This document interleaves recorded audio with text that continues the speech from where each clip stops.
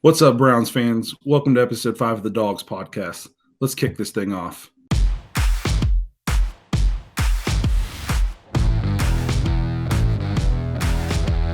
Welcome to the Dawgs podcast with your hosts Blake Reneker, Zach Kopp, Justin Charles, and Josh All.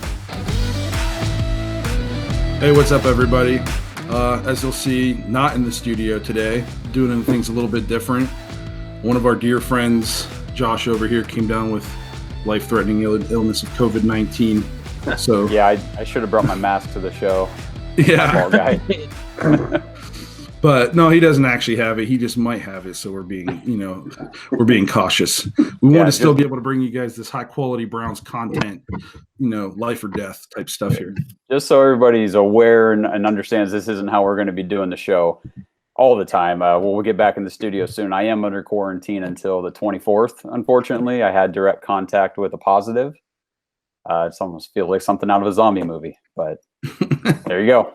This is what quarantine looks like. Hey, it looks good with a fantasy trophy behind you. That's right, man. Yeah, I took that from Blake. Yeah.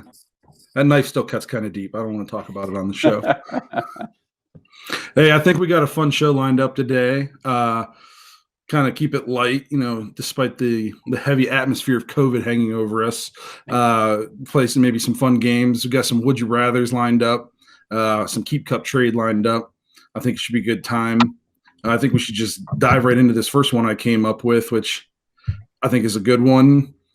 So would you rather have Nick Chubb and Kareem Hunt, or would you rather have the Ravens backfield of J.K. Dobbins and Mark Ingram?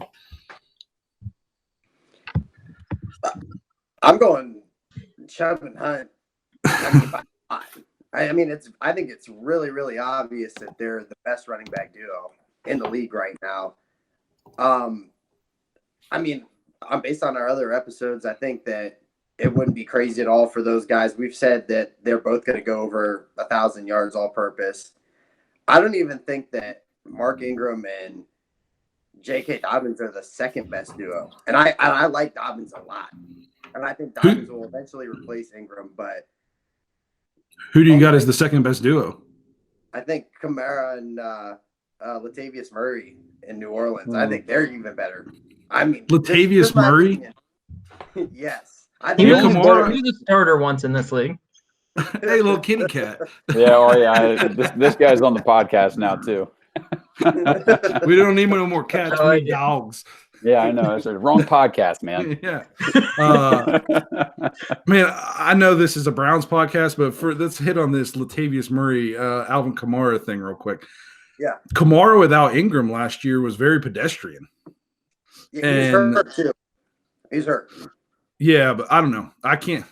Latavius Murray, I know he's been solid whenever he gets to play, but he's not that elite.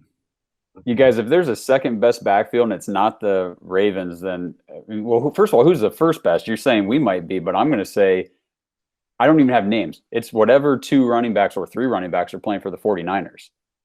Yeah. It doesn't matter. It doesn't matter. They have a great run team.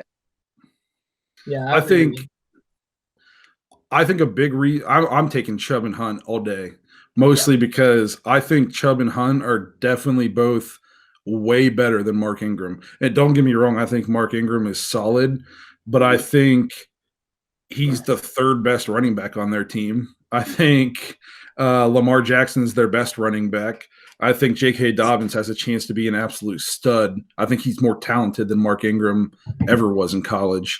I think Mark Ingram benefits a lot from the fact that he's lined up next to Lamar Jackson and everybody sells out to stop him on the run. He's even despite having a very good year last year and almost taking me to a fantasy championship, he still barely eclipsed 1,000 yards. He only had 1,018 yards last year. Yeah, and one thing that I put down here too, and obviously I'm going to go with the Chubb and Hunt.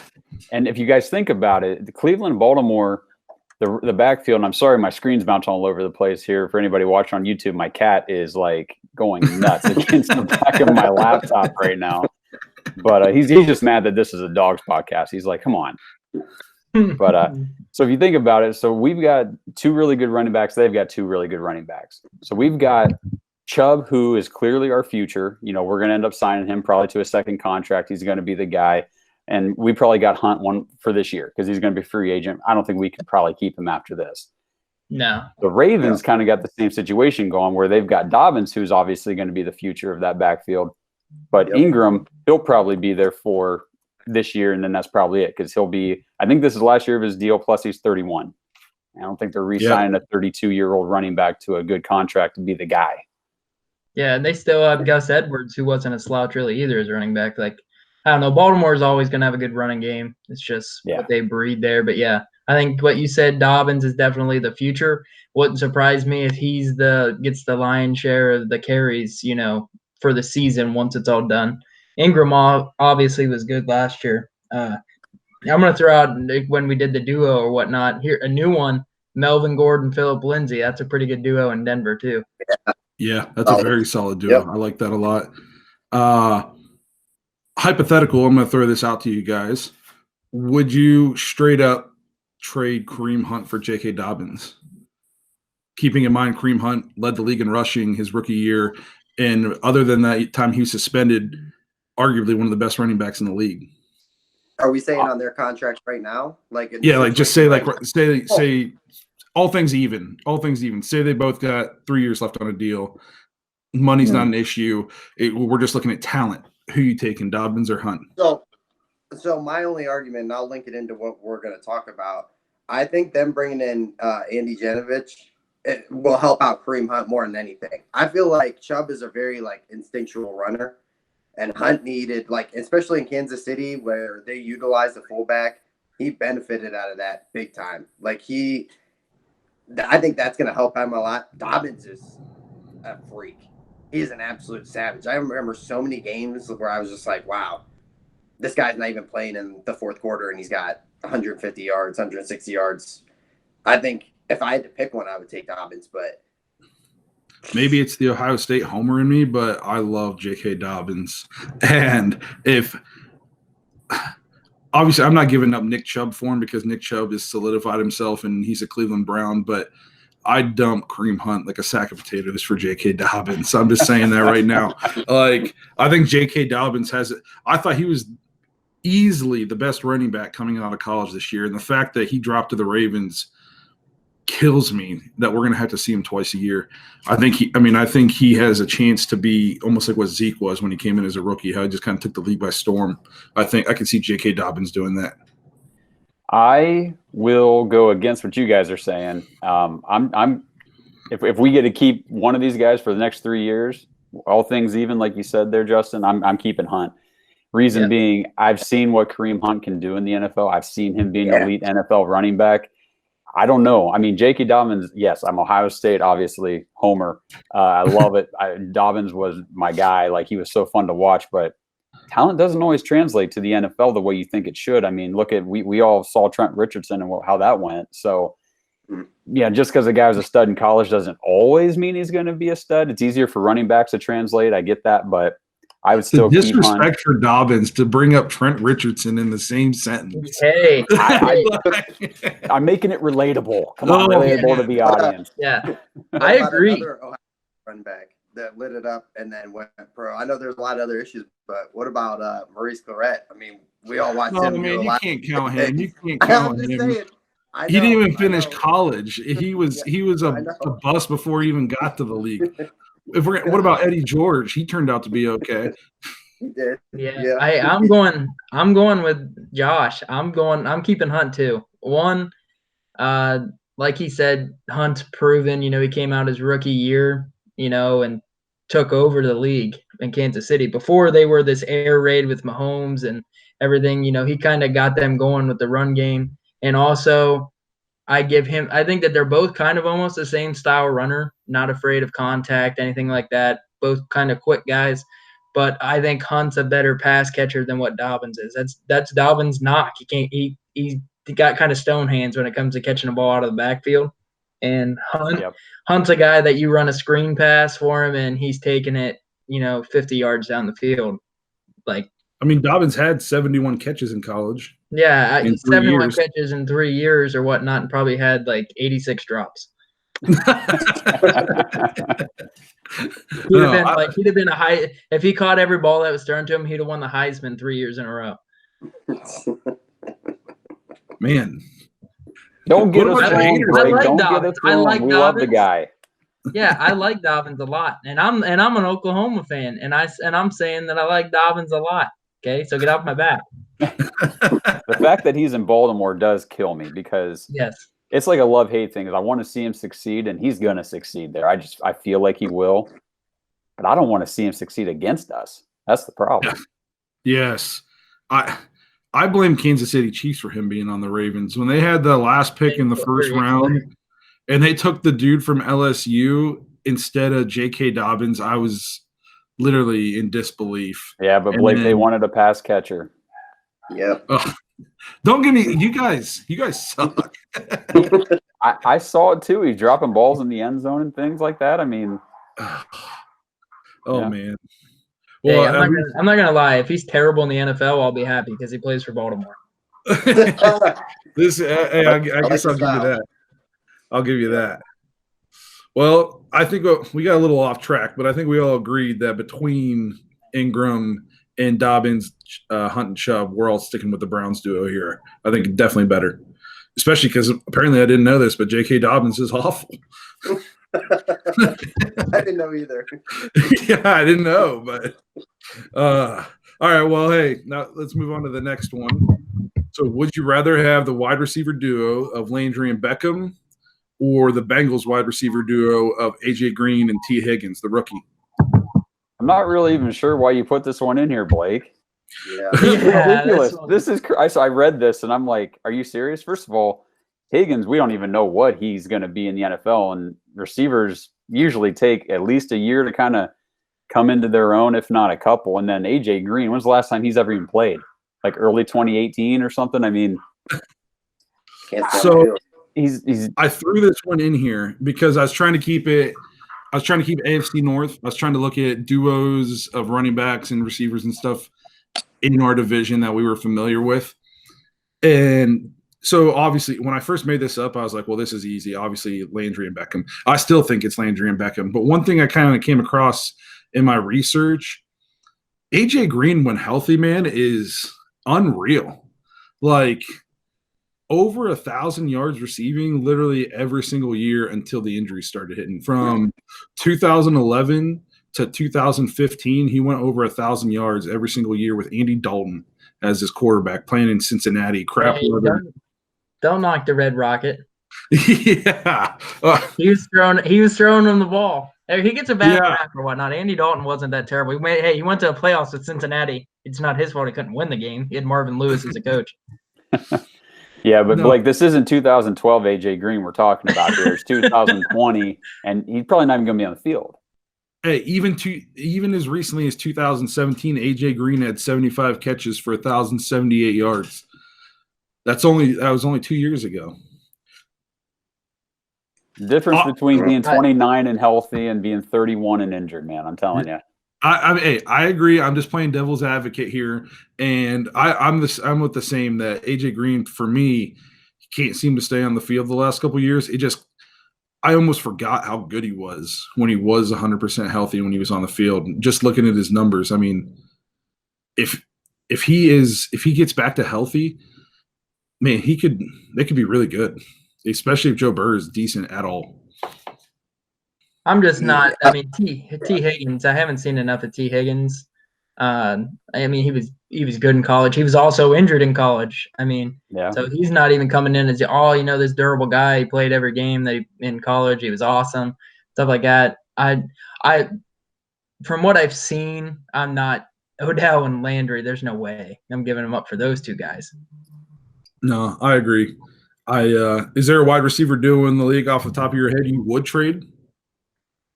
I don't know if I'd trade, but some notable ones. You got like Julio and Calvin Ridley down in Atlanta are pretty good.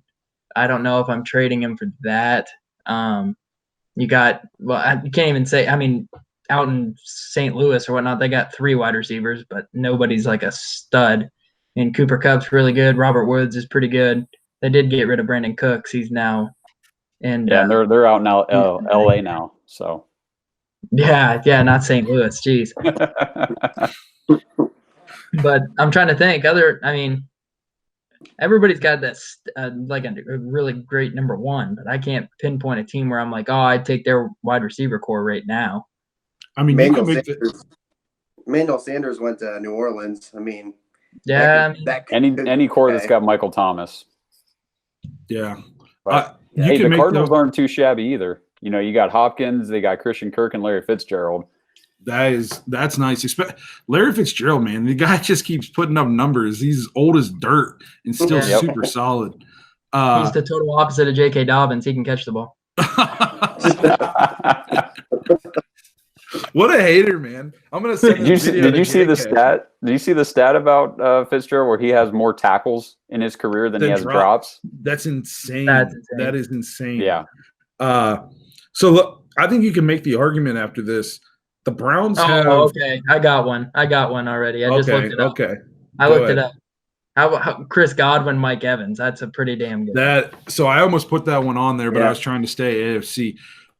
So, or who are you taking there? Are you taking Mike Evans and Chris Godwin over Odell and Jarvis?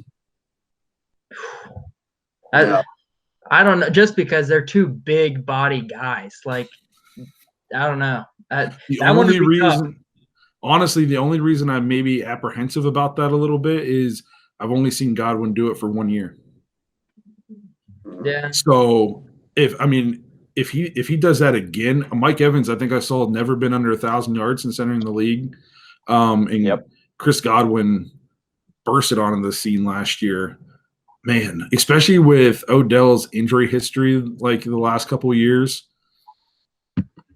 Yeah, and we don't know. Like we got a sample size of what Stefanski's system was like last year, and Blake, you noted it about how you think Odell's going to have the better year because we're going to throw some deep shots or whatnot on some play action stuff like that. Well, you got Chris Godwin and Mike Evans seeing those looks. I like your chances more than Jarvis Landry catching the ball. I like how big they are too. I feel like my whole life, when was the last time the Browns had a big receiver? Don't get me wrong, we're spoiled with having Jarvis and Odell, but our last big-bodied receiver was actually Gordon. Decent. Yeah, Josh Gordon. Yeah, and we had him for one magnificent season. Yeah. So I think though you could make the argument the Browns have the best running back duo in the league and the best wide receiver duo in the league. You might not be able to definitively say it, but I think you can at least make the argument for it, which tells me that this season is just on Baker. If Baker has a good year, Browns. I know Josh thinks we're going 8-8 without going to the playoffs, but man, if you think Baker's going to have the bounce back year that you think he's going to have, I don't see how you weren't picking playoffs. Yeah, Pro Football Focus had us at 9, at 9th overall. 9 wins. Bucks first, Chiefs second with Tyreek Hill, Sammy Watkins, all them. Get out of here, Sammy Watkins. Hey, he put up numbers in Kansas City. He's not the Buffalo guy anymore. This isn't college. This is Dallas. Dallas is number 3 with CeeDee Lamb. Okay, Sooner. Shout out to the Sooners. I forgot about the Dallas. CeeDee Lamb and Amari Cooper together. Rumors and Michael Gallup. If we're not going to give T. Higgins any credit because we don't know what he's going to do, how are we going to throw Dallas in at number 3? Because they got CeeDee Lamb from Oklahoma. That's why. Like, man, we could do a whole episode on this Power Football Focus BS here. This is insane. 9th. They got the Buffalo Bills at 5 with Josh Allen throwing to him. Who they got? Stephon Diggs and who else? John Brown and Cole Beasley. John Brown. Wow, that's disrespectful. Do you think Cole Beasley's the kicker there? Detroit, Kenny Golladay, Marvin Jones Jr. That's a pretty good, they catch a lot of deep passes. Chargers at 7 with Keenan Allen and Mike Williams. Panthers at 8 with DJ Moore, Curtis Samuel, and Robbie Anderson. The disrespect. Odell had a down year last year, was still over 1,000 yards. Yeah, we didn't even mention the Browns had Donovan Peoples-Jones on this. Yeah, if we're just letting people like rookies elevate us into the top 10, unbelievable. Hey, you guys, I got a quick Odell stat now that we're talking about him a little bit. I saw a thing the other day on Bleacher Report. He actually led the league last year in total or in receiving yards when the defense blitzed. He had 663 yards against the blitz. Number 1 in the league. Michael Thomas was 2 at 598. Wow. So which means he's open quick. That's what that tells me. With the offensive line now, and Baker has a little more time to throw whenever we're getting blitzed, this could open up. It really could. Yeah, especially with teams are going to have to sell out in the box to stop Chubb. So you're going to see some of those more like thinking a run plays coming, they're going to blitz, fill the gaps or whatnot, and just throw it up to Odell. I actually Justin saw him run up and down the field in Cincinnati. He knows he can do it. Yes, for sure. I also saw a stat on Odell. He also leads the league in proposals to sideline nets with 1. So, also an interesting stat that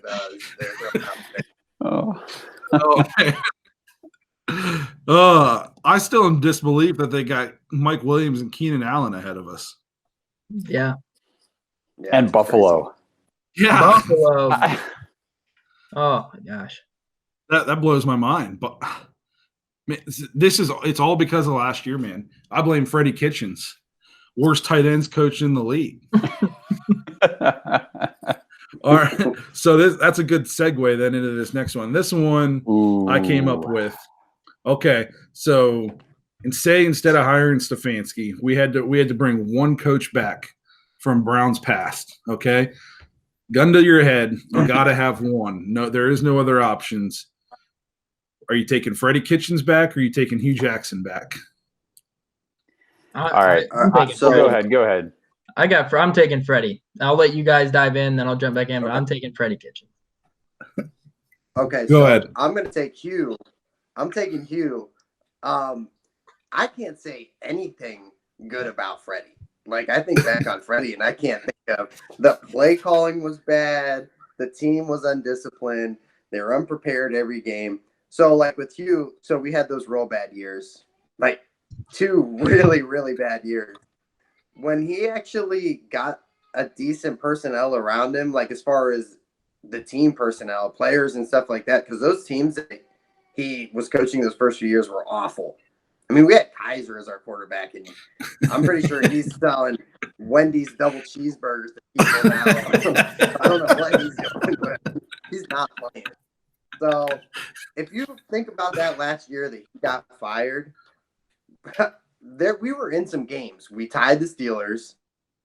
We had that Saints game where, we lost it at the end with the field goal, but the Raiders game went to overtime, which was and got stolen from us. The Bucs game. Yeah. So, and the other stat that I found that was crazy, so Hugh Jackson never lost by more than 25 points in his whole career there. The first game Freddie was the coach, we got blown out. He actually had 2. He had that game, and then he had that awful Monday night game against San Francisco where they just trout. Now, like looking back, San Francisco ended up being ridiculously good, but they made us look like we shouldn't even have been on the same playing field with them. It was crazy. Look at roster to roster. Were the 49ers 30 points better than the Browns roster to roster on paper? No. No, you can make the argument the Browns have the better roster on paper. So for us to just go into that game and look completely unprepared, Zach, I think you are insane. That was a pun. Taking how many wins does Hugh Jackson have as a head coach in the NFL? 9. 9? No, how many? Well, no, 5 with the Browns. 5 with the Browns, and didn't he go 8-8 with the Raiders? No, but they don't count. They're not even in Oakland anymore. They were a dumpster fire when he took over, and he went 8-8 with them. They fired him after 1 year for some reason. I'm still going Freddie. I don't know. I enjoyed Freddie's press conferences a lot better than he No, I thought for a guy who could be barely speak and is a tight ends coach now, he was incredibly arrogant and thought he was just a genius. Like he thought he was the Bill Belichick or something. And God, he was an idiot. I think you're an idiot for thinking that we should go with him. I'm definitely. I don't know. I felt more comfortable with Freddie, as bad as he was. That's how terrible Hugh Jackson was. No. I don't know what you Okay. saw in Hugh Jackson that you liked. I saw us never get blown out. At least I saw in one season Hugh Jackson have multiple players assault other players. Hey, they're just aggressive, Blake. That's how they make it. Yeah, like all right. Let me throw a vote up here with Zach and say, just let's do one more year with Freddie if we got to do between these two, because I'm sorry, but you say that we're the 49ers that much better on paper last year than the Browns. Why did we get blown out so bad? We won one game in 2 years as an NFL professional, top of the top, elite of the elite players in the world. We won one game. But the Browns did not have the elite of the world. Dude, it's still the NFL. Come on, man. There's been terrible teams. You've seen Buffalo be terrible in Miami, and these teams still win multiple games. But we were on purpose losing games and accumulating draft picks and draft capital. I don't have it in front of me. I would like to go back and look at the 0-16 season, the 53-man roster, and see how many of that 53 is still in the NFL. Cool. It's not many. I bet you. Yeah. So how can we blame that guy? Only 2 years removed. It's not like it was 10 years ago and they all retired of old age. They're on practice squads because they were garbage. Hey, just so you know, this was Hugh Jackson, 336-1. Okay, record. It was so awful that it'd be the worst 40-game stretch for a head coach in the NFL history if he doubled his win total. So he could have won 3 more games. He still would have been in a 40-game span. So just throwing that out. I don't want to. So it's not only the worst. It's. I don't want to help your argument, but do you guys remember when he couldn't even find the challenge flag in his pocket? I'm going back. I just remember we went to challenge a play and he couldn't find the challenge flag, and we lost, so we couldn't even challenge the play. How many pockets does he have in his hands? Listen, oh my god! Don't worry, Blake. I got more for you. All right. So thanks to his 8-8 season, which you gave him credit for, so we're gonna add that in here. He's got a 2.205 career win percentage. He does rank 178th out of the 179 coaches that were available or whatnot to rank him with. So he's better than one guy, and I bet it's not Freddie Kitchens. I don't know who that one guy is. To me, though, you cannot just look at the win-loss record when you're comparing the rosters. Freddie only won 6 games with a roster that was the 4th best chances to go to the Super Bowl. Hugh Jackson never had 4th best chances to go to the Super Bowl. In fact, are you saying Michael Jordan's not a great basketball player because he played on that team? No, that's irrelevant. It is relevant.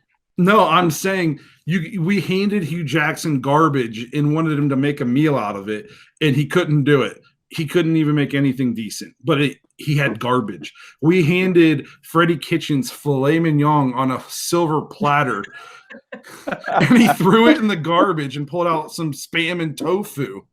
Like, I mean, the guy – I just argued that the 6-10 season was more disappointing than 0-16. I can't say that in good conscience without also saying that Freddie Coach is, without a doubt, the worst head coach I've ever seen in my life, anything ever. I mean, he was so bad, unbelievable. And then after the game, he'd get up there and talk, and you'd think we were talking to Paul Brown. Like, oh, I'm a genius. I invented the game of football. I played quarterback at Alabama. I'm awesome. Let's just all say, a prayer and a thank you that we'll never have to see either of those two head coach in the NFL again. Yeah. Yeah, I agree with that. Who becomes head coach next? Freddie Kitchens or Hugh Jackson? Dude, neither. None of them. They're trash. Who becomes a coordinator next? Neither. Yeah, I think Hugh Jackson's an offensive coordinator, while Freddie Kitchens is still doing laundry for teams as a tight ends coach. I think if you said I had to pick one, I think Freddie gets a job before Hugh Jackson. Hugh Jackson did get a job down at Cincy, and it didn't even work out. I mean, Freddie has a job right now. It's just a long fall from grace. And Blake, I think Freddie would even screw up laundry. Yeah. He'd mix the He'd call an audible and say, "No, we can watch that together." All week, Freddie, you've been telling me we've been doing whites on Wednesday and colors on Thursday. And I'm like, come Wednesday, we're doing colors. Oh, man. All right. That was good. So I got another one here, and one of the last would you rather. This is a little bit more recent. Obviously, we're still in the Clowney sweepstakes for some reason. Would you rather have Clowney or would you rather have Everson Girffin? Money's not an issue. Say they both want $10 million a year, and we're willing to give it to them.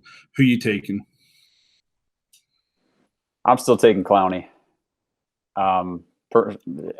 He's younger. Clowney's 27, Griffin's 32. So I know Griffin's still good, but he is at the end of his career. So I would rather take the shot on the younger guy that could be an impact player longer.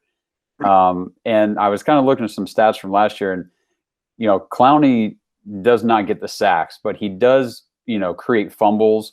He had a couple recoveries, couple touchdowns. And with the Cleveland Browns defensive line, I don't need Jadeveon Clowney sacking the quarterback.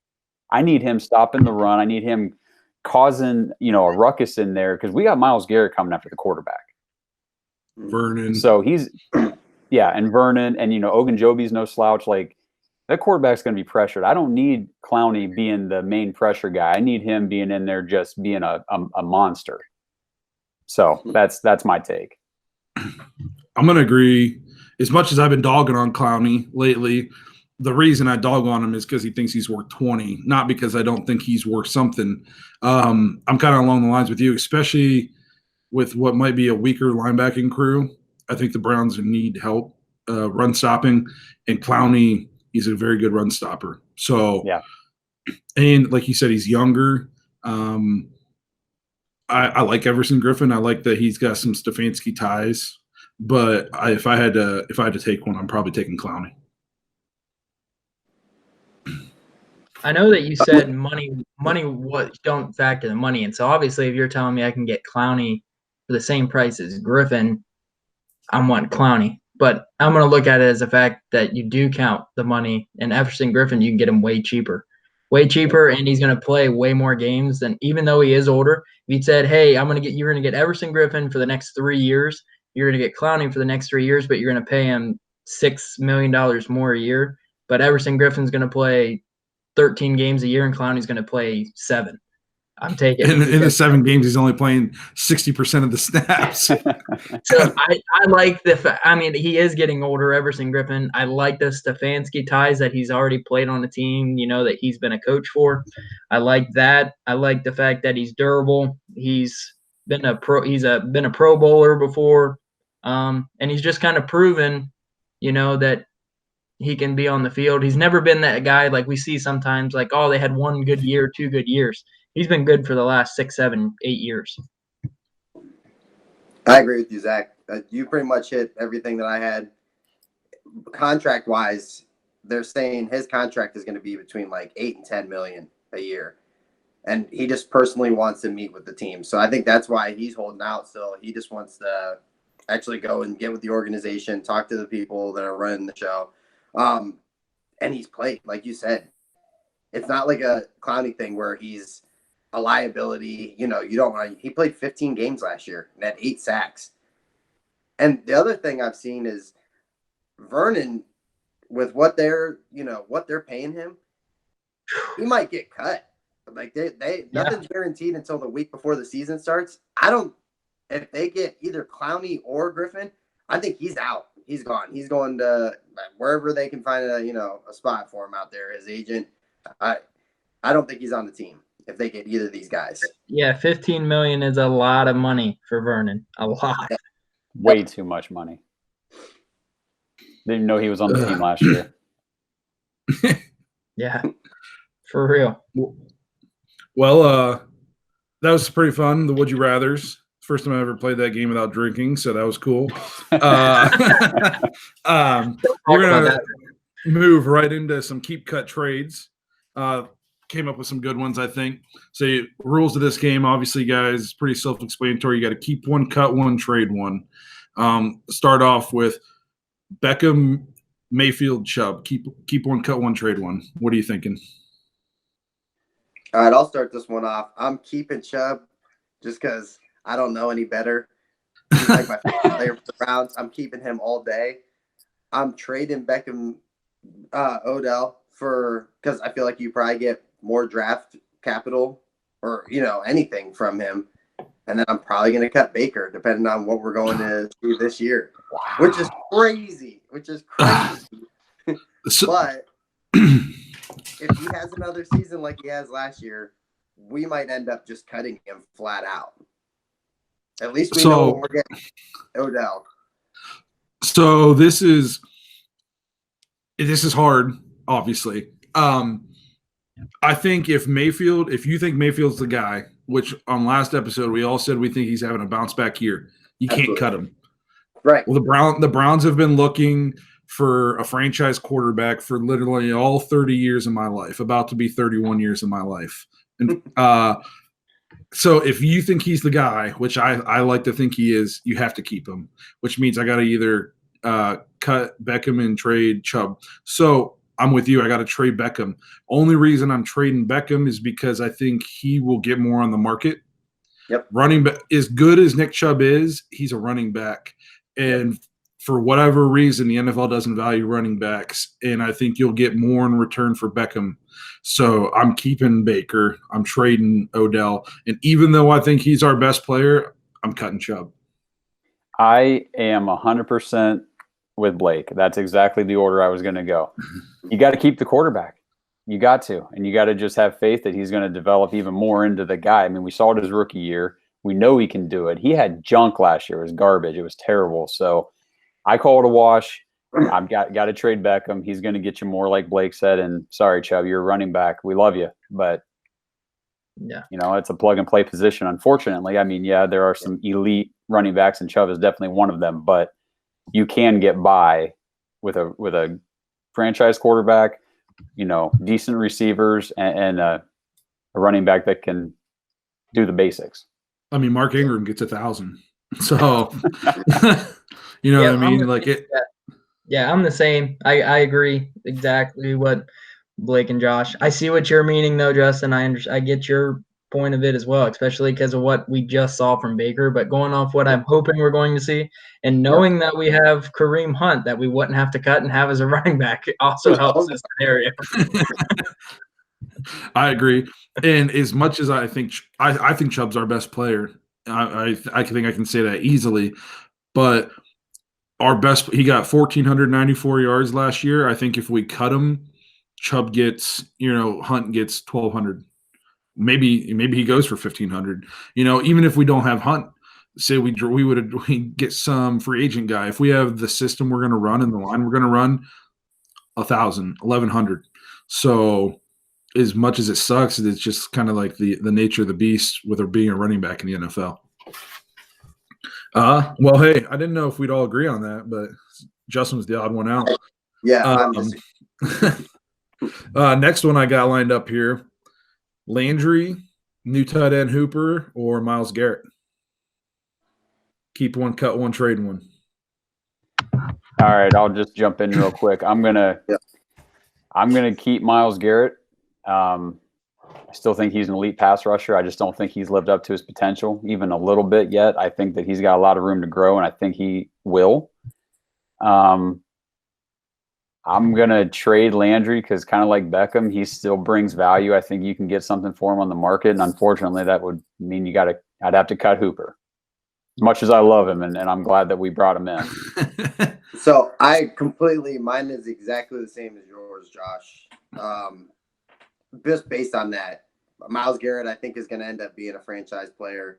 Landry, you can get, something back on him. Hooper, Landry and Hooper are kind of a toss-up. I mean, it's one of those things where you could probably still get good,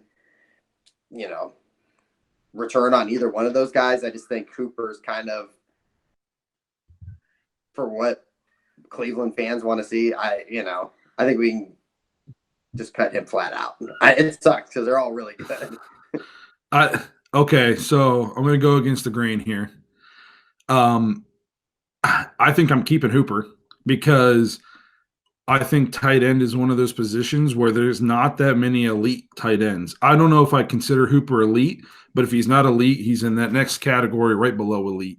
He has elite potential. Yeah.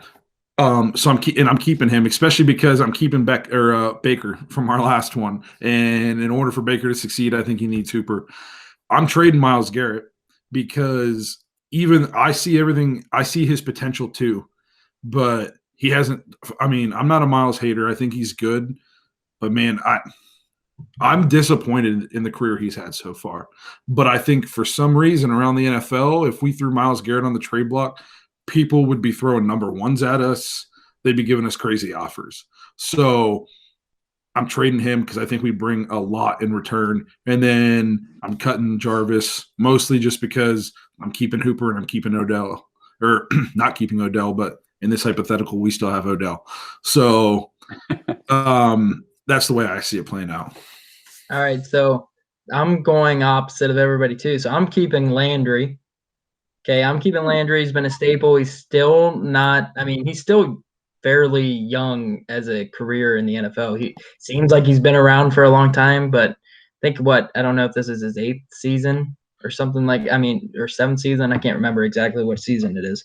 But he's still only 27. Yeah. What was that? Yeah, okay, so it's still fairly young. And all he does is almost lead the NFL in catches every single year, no matter what team he's playing on. I'm cutting Hooper. I like Hooper, but with Stefanski's system, is Kyle Rudolph really an elite tight end? But he had 8 touchdowns or something like that last year, or 6 touchdowns. So he's not an elite guy. So I think you can find yourself a Kyle Rudolph and not make him the highest paid tight end in the NFL. And I'm trading Garrett because I think right now, if you traded Garrett, you would get a lot of good offers to replace your tight end and anybody else that you just got rid of. So you could get rid of Garrett, pick up your cheaper tight. You could save money. So you're going to take and you're going to cut the highest paid tight end. One of the highest, going to probably, we're going to touch on this here in a little bit, might be the highest paid defensive end. And you could swap those out and get 2 really good guys, getting rid of both of them. Well, we were all different there. So kudos to us for having different opinions. And yet we still like each other. So, look, America, you can do that. All right. So this next one, we're going to give the big boys up front some love. Keep one, cut one, trade one. Conklin, Batonio, or the new tackle, Wills Jr. What do you guys think? This is a tough one. This is a very tough one. I mean, it's tough because you don't know what Wills Jr. is going to really give you. I love that he's a rookie and that he's got great upside, but we've said that about a lot of linemen in the NFL that we've taken and been like, they could be the next Joe Thomas, and they're on a different team or they're in jail a couple years later.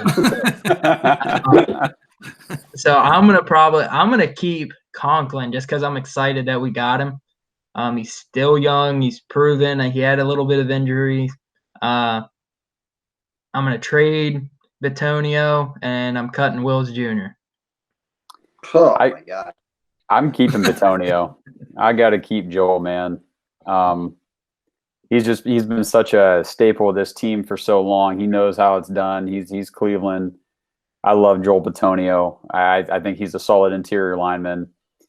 You'd have to trade Conklin because like Justin said, or like Zach said, I don't know what Wills is yet, and I don't know how many teams would be willing to give you a whole lot for him, unproven. You probably get more for Conklin. So I'm going to go completely opposite of everybody. I'm going to keep Wills just based on potential. I'm going to just be crazy. Just on what his upside could be, I'm keeping him. Just on hope. I'm trading Conklin because I think you're probably getting back more. And then, I'm sorry, but I got to cut Batonio. He's gone. He's out. He's got to go finish his career somewhere else. We're done. So I'm close to what Justin said here. Only I'm keeping Conklin only because I know what I'm getting out of him. I know I'm getting, all pro caliber type tackle play. Only reason I'm keeping Conklin over Batonio is because he plays tackle, and Batonio's at guard, tackles, a more premium position. I'm going to trade Batonio because he's an all pro bowler. I think you could get a lot in return for a guy like that.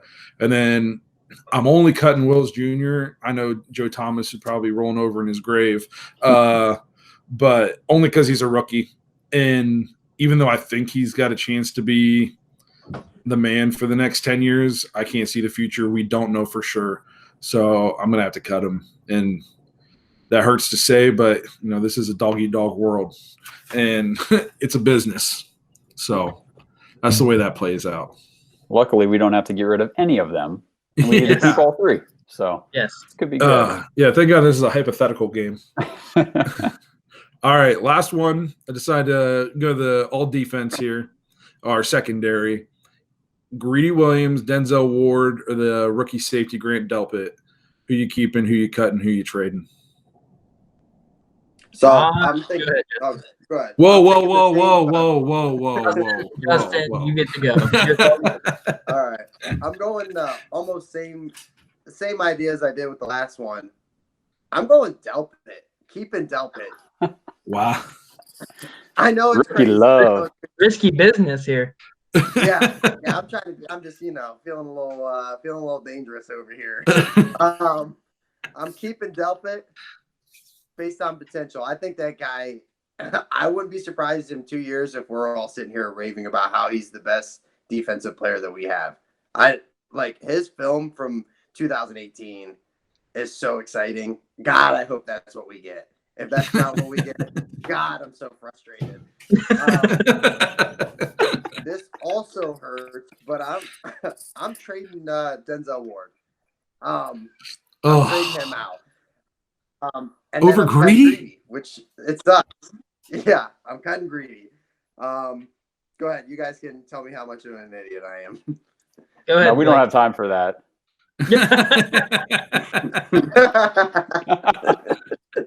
Go ahead. All right. So I don't think I'm with you on cutting Greedy. I think as much as I like Greedy, of these three, I think he's the worst one, which he's still good. He's just not as good as them. I'm keeping Denzel Ward. 2 reasons. 1, I think corner is a more important position than safety. 3 reasons, I guess. 2, I've seen him do it he's already been a Pro Bowler. And 3, he went to Ohio State. And screw LSU. So that's what I'm doing. I'm keeping Ward. I'm cutting Greedy. And I'm trading Delpit. I mean, even before Delpit plays a snap in the NFL, we could get a decent return for him if we put him on the market right now. I'll do exactly what Blake said, except I'm going to flip my trade and my cut, because I think you can probably get more for Greedy, because both of them were second-round picks, but Greedy's already played a year in the NFL. You actually have NFL tape on him. Another team could come in and say, okay, we can give you an accurate value for him. I don't know how many people would be giving you a higher value for a rookie who hasn't played yet. I can see that. So that's just my thought on that. Yeah, I got to keep Ward, especially because I'm trying to build a team, like a defense to win me a Super Bowl, and kind of the staple of teams that are built for Super Bowl every year is the New England Patriots. We'll see how they do without Tommy Two-Step this year. But, you mean Josh's favorite player ever? Right. So, but the thing is with the Patriots, they always have that one cornerback that you can put out there and lock down a wide receiver. And I think Denzel's the closest thing we have to that. So I'm keeping him. I'm cutting Greedy, and I am trading Delpit because I think that if you're going to trade Delpit, it's kind of you're in that scenario. Delpit could be what Justin thinks, and you could trade him 2 years from now and get a lot for him, or he could be flat out bust and you're not getting a kicker for him. Are we getting a decent kicker for him? Or maybe Phil might Dawson be able back. to. Yeah, you could. I would trade, take Phil yeah, Dawson right now. yeah, you could get Phil back. All right. Well, hey, I think that wraps it up for the keep cut trades. That was tons of fun. I think we should do that again sometime. If anybody out there has any keep cut trade ideas, let us know. Maybe we'll throw one in an episode. That was a lot of fun. Some of those were tough. Or some would you rather's. If somebody has one or two. Yeah, with the would you rather's, like I said, I tried to keep it in the AFC North. But if anybody's got some, more broad spectrum, full NFL type stuff, let us know. We'll throw it in an episode. This was tons of fun. I think before we wrap this episode up, we got a little bit of Browns news we wanted to touch on. Reports coming out that the Browns are working on a big time extension for Myles Garrett, like monster type deal. So keep an eye on that. I'm going to go out on a limb and I'd make him earn it this year. I mean, he's still got 2 years after we picked up his option. He's still got 2 years left on his deal. Why are we rushing to make him the highest paid defensive end when, I don't know. I guess I don't work in the NFL front offices, but from where I'm sitting, he's had a good career. He's not a Hall of Famer by any stretch of the imagination. Why are we going to pay him like I don't think he's the best at his position in the league. So why are we going to pay him like that? Does anybody disagree that Aaron Donald and or Khalil Mack are like, that's the benchmark, right? For a D lineman. Like whenever you say somebody's a good D lineman, I'm like, okay, I instantly go to Khalil Mack, Aaron Donald. Yes. He's not there. He's not there. I think at times he shows glimpses of being a Khalil Mack type person, but they're few and far between from what I see. There's times I watch a game and you don't even hear Myles Garrett's name. Right. And you watch a Bears game, you don't ever not hear Khalil Mack's name. Yeah. I watch a Bears game specifically to watch the defense. It's the only team in the league I'll do that for. So because their offense sucks, but if he had 1 year left on his deal and we were trying to lock him down before he hits free agency and the price tag's outrageous, I get that. But he's got 2 years left on his deal. I don't get why we're, especially if we're going to have to pay other people. So now touching on what you just said at the end, what I've read is Andrew Berry is trying to get this deal done early before other defensive end spots have record-breaking deals, with the hopes that there'll still be a possibility of future contracts with Baker, Denzel Ward, Nick Chubb. Like, I feel like this is all opportunistic for those guys down there. So they think if they pay him big money now, it could be cheap in the grand scheme of things in a couple years. Yes. Gotcha. Okay. I can see that. Yeah. To me, that makes sense.